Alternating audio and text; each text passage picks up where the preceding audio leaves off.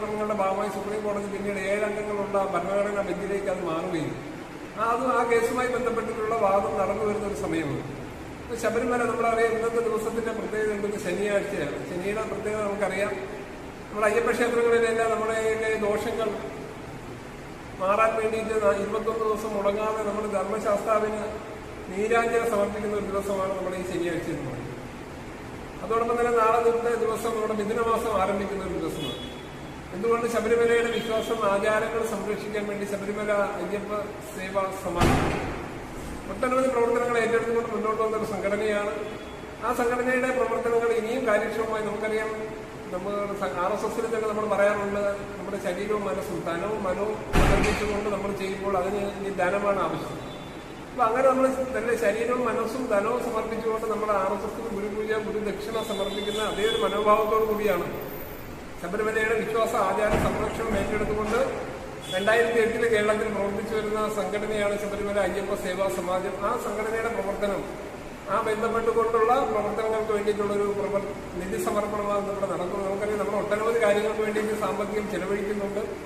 ആ സാമ്പത്തികത്തിന്റെ ഭാഗമായിട്ട് നമ്മൾ ഈ ഒരു വിശ്വാസ ആചാര സംരക്ഷണത്തിന് വേണ്ടിയിട്ട് നമ്മൾ ഈ ഒരു നിധി ഒരു ദിവസത്തിലായിരിക്കും പല ദിവസങ്ങളിലായി ഒരിയതിന്റെ ഒരു വീതം മാറ്റിവെച്ചുകൊണ്ട് ആ 41 ദിവസം മൃഗമെടുത്തുകൊണ്ട് കണ്ണുള്ളിൽ നിറഞ്ഞ പാതയിലൂടെ 18 പടികൾ ചവിട്ടിക്കൊണ്ട് തത്വവസ്തു ദർശിക്കുന്ന ശബരിമല ശ്രീ ധർമ്മശാസ്താവിന്റെ പ്രവർത്തനങ്ങളുടെ വിശ്വാസ ആചാര സംരക്ഷണ പ്രവർത്തനം ഏറ്റെടുക്കാൻ ശബരിമല അയ്യപ്പ സേവാ സമാജത്തിന് വേണ്ടിയിട്ടുള്ള ഒരു പ്രവർത്തനത്തിന് വേണ്ടിയിട്ടാണ് നമ്മൾ ഈ ഒരു പ്രവർത്തനം നിധി സമർപ്പണം നടത്തുന്നത്.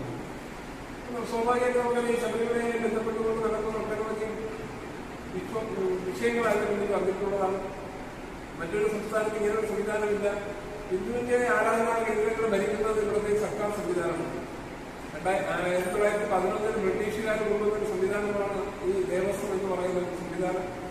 അതിനെ തുടർന്നുകൊണ്ട് കേരളത്തിലായിരുന്നു തിരുവിതാംകൂർ ദേവസ്വം, കൊച്ചിൻ ദേവസ്വം, മലബാർ ദേവസ്വം, അങ്ങനെ ഗുരുവായൂർ ദേവസ്വം, ഇങ്ങനെ ഒരു തരത്തിലേക്ക് ദേവസ്വങ്ങൾ നിശ്ചയിച്ചുകൊണ്ട് ഏകദേശം 1300ഓളം ക്ഷേത്രങ്ങളാണ് ഈ തിരുവിതാംകൂർ ദേവസ്വത്തിന്റെ കീഴിലുള്ളത്.